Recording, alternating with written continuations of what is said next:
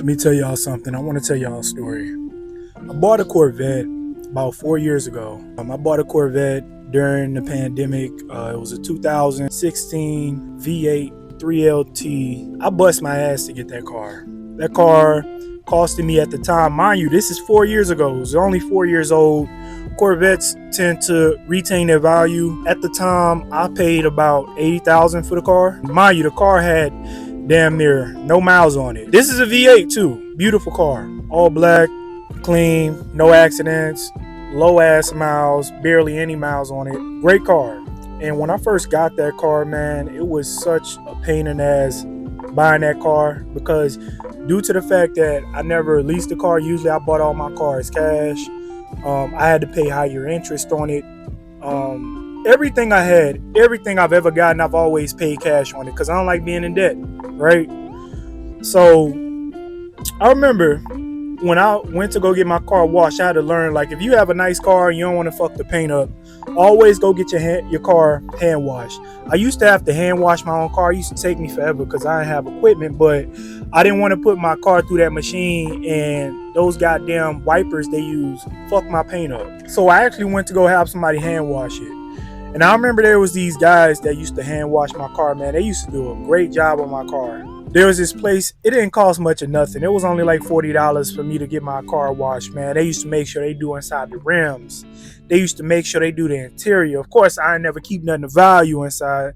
They used to clean my car. It looked like they used to clean my car better than theirs. Like these dudes wasn't making much. They was riding bikes to work, And I'm not talking down on them, but I want to tell y'all something. When they would wash my car, they'll go get a bucket, big, huge bucket, put soap in it, water. They playing music. They got a little bench I used to sit at. They used to have this huge little tent that they would put my car underneath. And man, they would play music, bro. I'm telling you, they would wash my car for like 30 minutes. That's a long time. Like, especially when you got multiple people and you hand washing, they would just make sure like my car had everything, like it just was sparkling. Like they would even sometimes wax it for free. It's like they loved the car more than I did. And I love my car. I worked hard for it. And so you could tell like they probably weren't used to seeing a Corvette or at least washing one. Because me, before I got a Corvette, the reason why I wanted a Corvette is because nobody ever had Corvettes. Everybody wanted to get Hellcats. Everybody wanted to get, everybody wanted to get Chargers and impersonate Hellcats because Hellcats are expensive. Hellcats cost about $50K, right? But you can get you a little Challenger that's a V6 for only like 10 grand. And people used to be pretending. With a Corvette, you ain't no pretending. You can't pretend with no Corvette. All of them got V8s. All Corvettes got them powerful engines.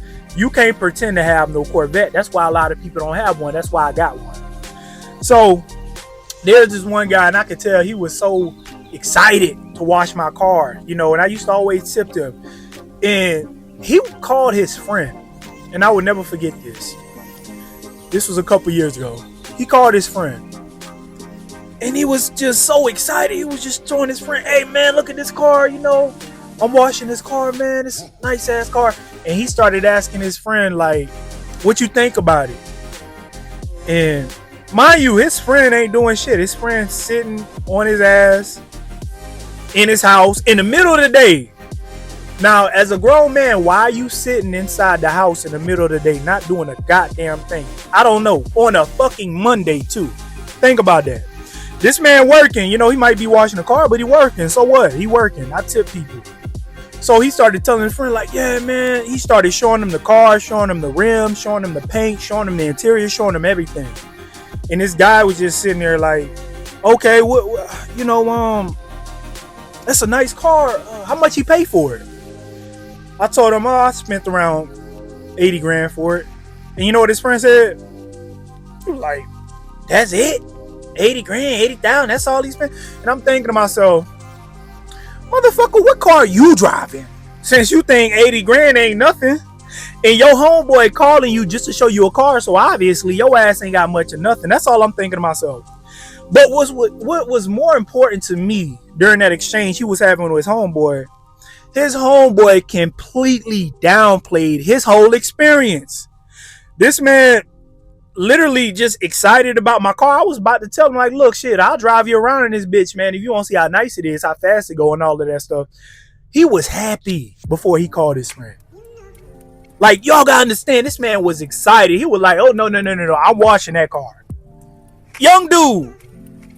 He looked like he was about 22, 23. How many 22, 23-year-old black men you know out here can even experience driving in a Corvette? I never drove into a Corvette until I bought one, and I'm 31 years old.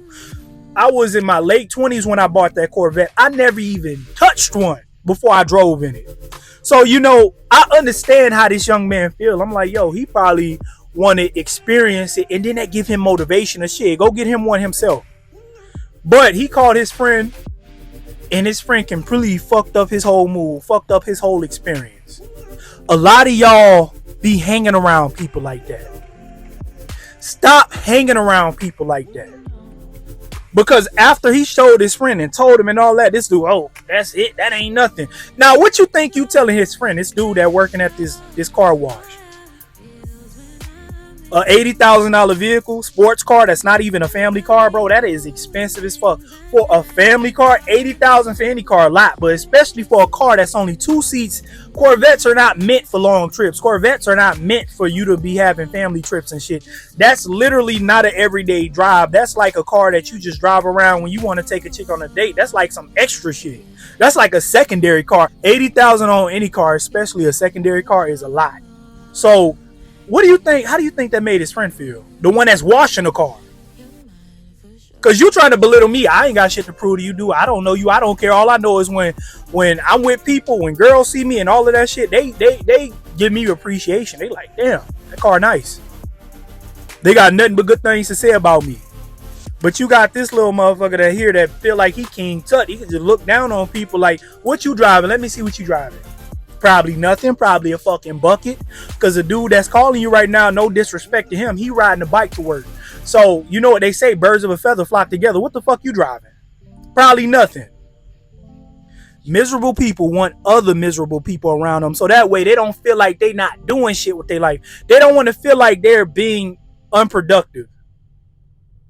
So they got to bring everybody down to their level. And that's exactly what he did to his homeboy. He had to make his homeboy feel like, man, you crazy. That car ain't nothing. You got to downplay it so it don't really seem as good as it is to make you feel better about yourself. And a lot of y'all be hanging out with motherfuckers like that. Stop hanging around motherfuckers like that. Stop hanging around people that's making you feel like when you want to do something better, it ain't good enough, so you might as well not try anyway. Being around people like that is fucking toxic. It's poison. People like that is going to make you feel comfortable about sitting on the porch, drinking some fucking beers, and there's nothing you need to get in life because this shit ain't worth it anyway. It don't matter anyway. It ain't nothing important anyway. It ain't nothing to really experience. You try to downplay the experience because that's something your ass probably never going to get. That's an experience you never going to have.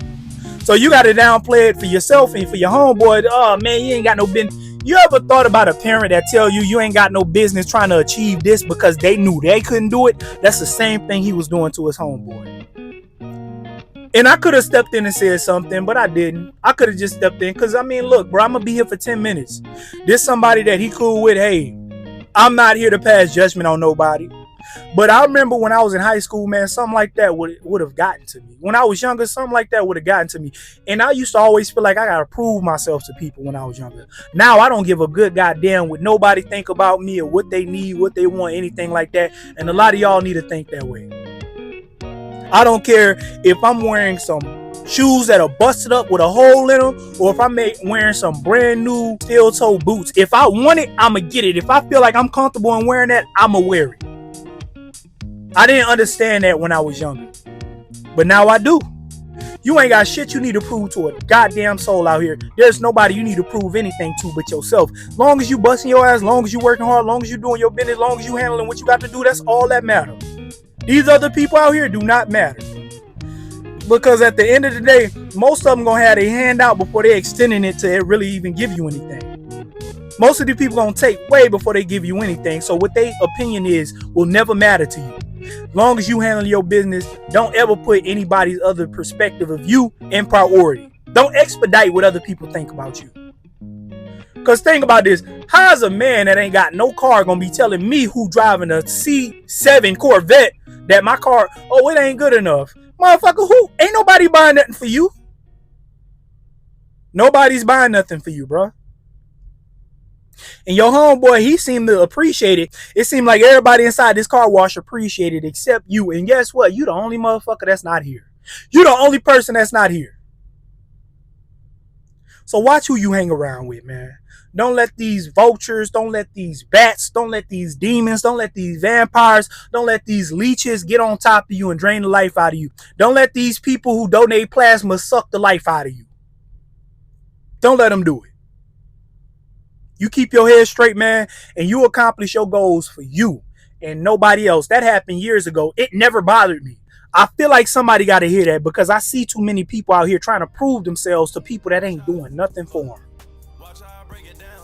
So y'all have a good night, man. Y'all make sure y'all like, comment, subscribe, all of that, man. I got more stories than that, and I got more stories for you, man. Y'all keep your chin up, keep your head up, and we out.